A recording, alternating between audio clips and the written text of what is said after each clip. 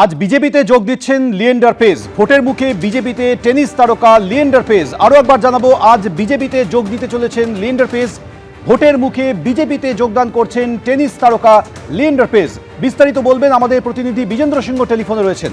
Vijender, Somen BJP সদর দপ্তরে পৌঁছে গেছেন লিয়েন্ডার পেজ এবং আর কিছুক্ষণের মধ্যেই তিনি যে প্রেস কনফারেন্সের রুম রয়েছে সেখানে আসবেন এবং তিনি বিজেপির সদস্য পদ নেবেন এবং তার সঙ্গে সঙ্গে সুকান্ত মজুমদার এসছেন বিজেপি সদর দপ্তরে, তিনি তাকে বিজেপিতে স্বাগত জানাবেন। এবং যেটা তুমি বললে 29 অক্টোবর 2021 তিনি টিএমসিতে যোগ দিয়েছিলেন। সে সময় মমতা বন্দ্যোপাধ্যায়ের হাতে তিনি পতাকা নিয়েছিলেন, তৃণমূলের সদস্য হয়েছিলেন। তাকে গোয়াতে ক্যাম্পেইনেও ব্যবহার করেছিল তৃণমূল কংগ্রেস। গোয়াতে নতুন সকাল আনতে হবে, এই যে স্লোগান নিয়ে টিএমসি গেছিল গোয়াতে, সেই সময় প্রচারের মুখে একটা প্রথম সারিতে ছিলেন লিয়েন্ডার পেজ, সেখানে ক্যাম্পেইন করেছিলেন। তারপর থেকে খুব একটা সক্রিয়ভাবে তাকে টিএমসিতে দেখা যায়নি। এর আগে যখন নিতিন নবীন কলকাতা গেছিলেন সেখানে তিনি তার সঙ্গে দেখা করেছিলেন এবং তারপর থেকে জল্পনা চলছিল যে তিনি কি বিজেপিতে যোগ দেবেন।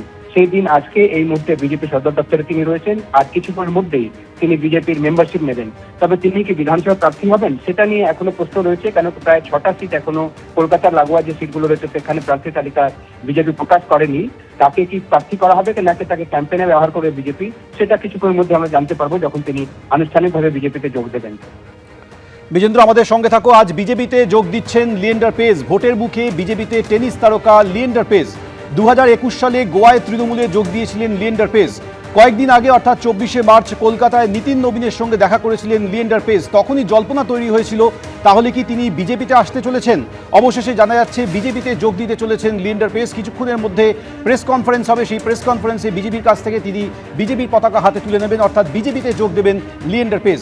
আরও একবার কথা বলবো, আমাদের প্রতিনিধি বিজেন্দ্র সিংহ রয়েছেন আমাদের সঙ্গে। বিজেন্দ্র, তাহলে লিয়েন্ডার পেজ কি প্রার্থী হতে চলেছেন নাকি স্টার ক্যাম্পেইনার হিসেবে তাকে ব্যবহার করা হতে পারে? সেটা একটা প্রশ্ন রয়েছে সোমেন, কেন কি যখন তিনি টিএমসিতে যোগ দিয়েছিলেন 2021 সালে তখনও এরকম একটা জল্পনা ছিল যে গোয়াতে হয়তো তাকে প্রার্থী করা হবে। তিনি কলকাতার ছেলে, কিন্তু গোয়াতেও তার বাসস্থান রয়েছে, সেক্ষেত্রে মনে করা হয়েছিল যে তিনি গোয়াতে প্রার্থী হবেন। তিনি গোয়াতে প্রার্থী হননি, তবে টিএমসির জন্য তিনি গোয়াতে ক্যাম্পেইন করেছিলেন, প্রচারে তাকে তৃণমূল কংগ্রেস ব্যবহার করেছিল। সেখানে তারা হয়তো একটা আসন জিততে পারেনি, কিন্তু বিভিন্ন জায়গায় তার পোস্টার লেগেছিল গোয়াতে, আমরা দেখেছিলাম যখন গোয়ার নতুন সকাল করার জন্য টিএমসি সেখানে ক্যাম্পেইন করেছিল। কিন্তু আজকে যখন তিনি বিজেপিতে যোগ দিচ্ছেন সেক্ষেত্রে তিনি প্রার্থী হবেন নাকি তিনি প্রচার করবেন, সেই প্রশ্নটা এখনো রয়েছে। কেন কলকাতার যে আশেপাশে কয়েকটা সিট রয়েছে সেখানে এখনো প্রার্থী ঘোষণা করেনি বিজেপি। আজকে যে তালিকা আছে, চতুর্থ তালিকা, সেখানে দেখা যাচ্ছে 13 জনের নাম রয়েছে। প্রায় 5টা থেকে 6টা সিটে এখনো প্রার্থী বাকি রয়েছে। সেক্ষেত্রে তিনি প্রার্থী হবেন নাকি বিভিন্ন জায়গায় ক্যাম্পেইন করবেন বিজেপির হয়ে, সেটা জানা যাবে কিছুক্ষণের মধ্যেই। তার প্রেস কনফারেন্স রয়েছে এখানে, যেখানে সুকান্ত মজুমদার এই মুহূর্তে বিজেপি সদর দপ্তরে চলে এসেছেন এবং কিছুক্ষণের মধ্যেই আনুষ্ঠানিকভাবে বিজেপিতে যোগ দেবেন লিয়েন্ডার পেজ। আমাদের সঙ্গে থাকো বিজেন্দ্র। আরও একবার জানাবো, আর কিছুক্ষণের মধ্যে বিজেপিতে যোগ দিতে চলেছেন টেনিস তারকা লিয়েন্ডার পেজ। ভোটের ঠিক মুখে বিজেপিতে যোগ দিচ্ছেন লিয়েন্ডার পেজ।